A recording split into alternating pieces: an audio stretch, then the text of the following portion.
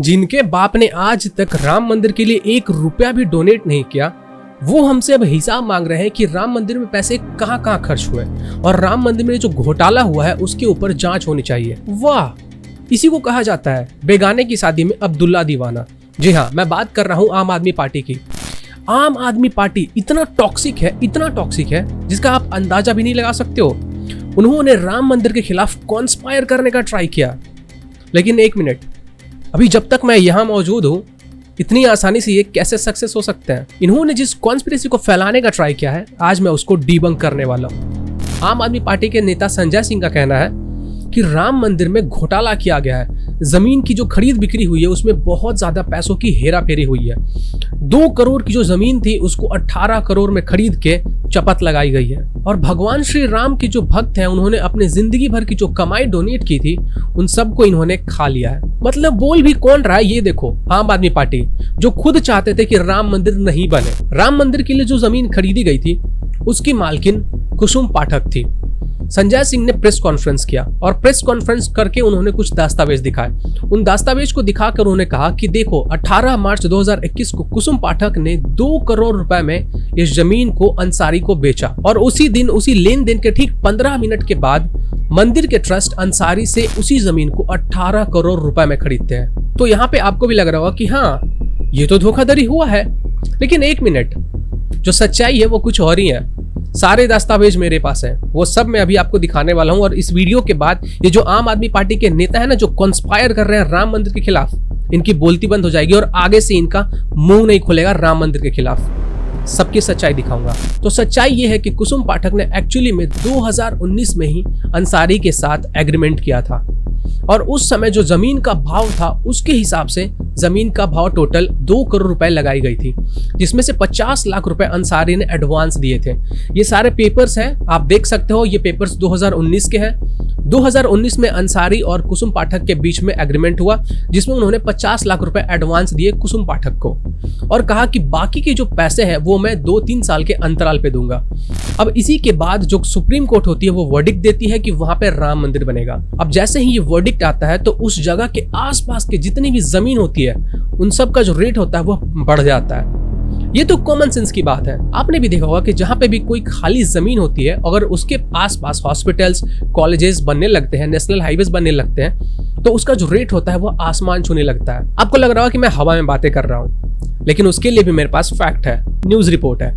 ये फोर्ब्स की एक न्यूज आर्टिकल है। इसमें आप पढ़ सकते हो कि फोर्ब्स ने एक सर्वे किया और सर्वे में उन्होंने पाया कि जैसे ही सुप्रीम कोर्ट ने ये अनाउंस किया कि वहां पर राम मंदिर बनेगा तो तुरंत उसके आसपास के जो जमीन थे उसकी कीमतें बढ़ने लगी। अगर वो एक टूरिस्ट प्लेस बनने वाला जगह है तो जितने भी लोग हैं वो चाहेंगे कि वहां के आसपास की वो जमीन को खरीदे और उसके ऊपर अपना व्यापार शुरू करें, जिसके कारण रेट बढ़ता है। तो अब अंसारी ने 50 लाख रुपए कुसुम को एडवांस दिए हुए थे। अब क्योंकि उन दोनों के बीच में ये एग्रीमेंट हो चुका था कि वो जो जमीन है वो 2 करोड़ रुपए में ही बेची जाएगी, इसीलिए वो अब इसके विरुद्ध नहीं जा सकते थे। और 2021 में बाकी की जो रकम थी वो अंसारी ने कुसुम पाठक को दे दिए, जो कि 1.5 करोड़ रुपए थे। तो ये जो जमीन की फाइनल रजिस्ट्री हुई थी वह 18 मार्च 2021 को हुई थी और उसी रजिस्ट्री के जस्ट 15 मिनट के बाद जो मंदिर की ट्रस्ट थी उन्होंने अंसारी से इस जमीन को 18 करोड़ रुपए में खरीद लिया। अब क्योंकि 2 साल के अंतराल में जो जमीन का भाव था वो बढ़ गया था, तो इसीलिए वो जो जमीन थी वो पुराने कीमत पे नहीं बल्कि नए कीमत पे बेची गई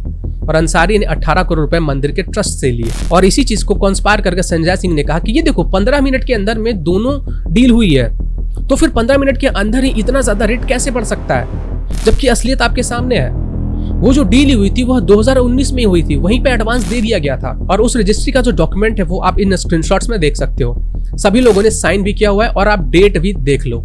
और आम आदमी पार्टी के ये भ्रष्ट नेता संजय सिंह ये कहते हैं कि इतनी क्या जल्दी थी मंदिर के ट्रस्ट को कि उन्होंने 15 मिनट के भीतर ही उस जमीन को खरीद लिया। क्यों भाई?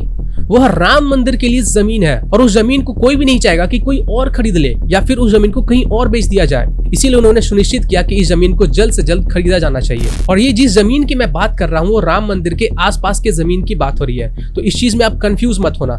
जो मेन लैंड है जहाँ पे मंदिर बन रहा है ये उसकी बात नहीं हो रही, उसके आसपास के इलाके की बात हो रही है। क्योंकि ट्रस्ट चाहती है कि वो जो राम मंदिर बनेगा तो वहाँ पे सिर्फ मंदिर नहीं बनेगा, उसके आसपास में और भी चीजें वहाँ पे बनाई जाएगी। क्या इनको भगवान श्री राम कभी माफ करेंगे? और ये वही इंसान है जो राम मंदिर के ऊपर हमेशा आग उगलते हैं। आप खुद इस वीडियो में देख लो। हवा में उड़ गए जय श्री राम, हवा में उड़ गए जय श्री राम, हवा में उड़ गए जय श्री राम। अगर Jawaharlal Nehru ji steel authority of India की जगह मंदिर बना देते तो क्या इस देश का विकास हो सकता था? इन बातों का जवाब क्यों नहीं देती भारतीय जनता पार्टी?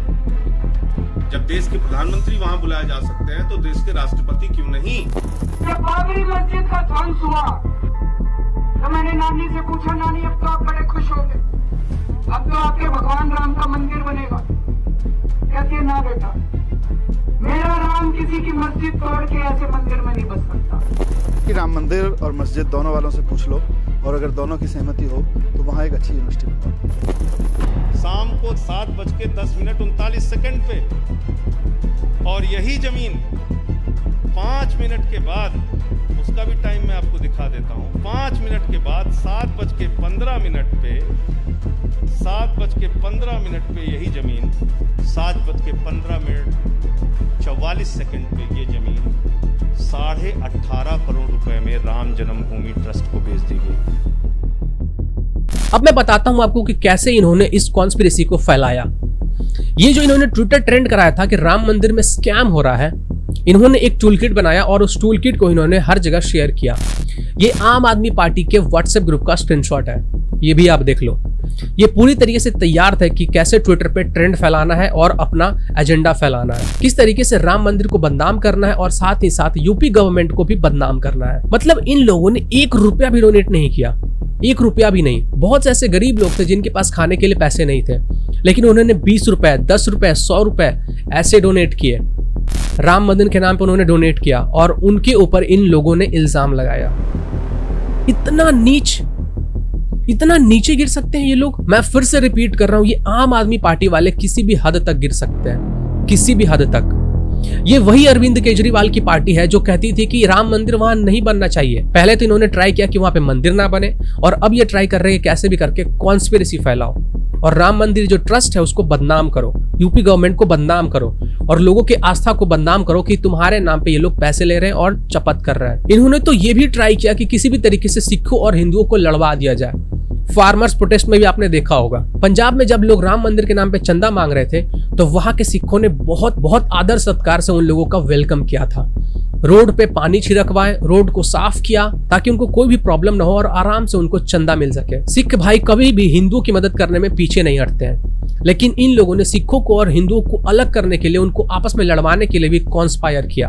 अगर आप चाहते हैं कि हम हिंदुत्व के लिए ऐसे ही खड़े होते रहें, ऐसे ही आवाज उठाते रहें और इन जैसे लोगों को एक्सपोज करते रहें, तो आप हमें पेट्रियन पे मेंबर बन के सपोर्ट कर सकते हैं या फिर यूपीआई ट्रांजैक्शन कर सकते हैं। या अगर आप इन सब में से कुछ नहीं करने में सक्षम हो तो आप सिर्फ इतना करो कि हमारे वीडियोस पे जब भी एड्स आते हैं तो उनको स्किप मत करो।